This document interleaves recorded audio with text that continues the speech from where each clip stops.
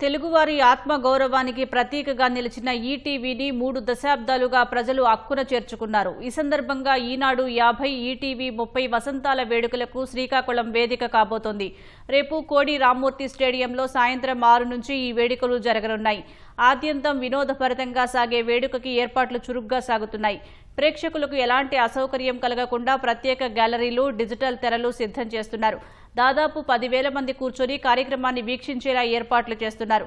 వేడుకల్లో సినీ గీతాలు, స్కిట్స్, కడుపుబ్బా నవ్వించే హాస్యం, డాన్స్ పెర్ఫార్మెన్స్లతో ఉర్రూతలొగించేలా పలు కార్యక్రమాలు ఉండనున్నాయి. ప్రముఖ హాస్య నటుడు అలీ హాస్యాన్ని పండించనున్నారు.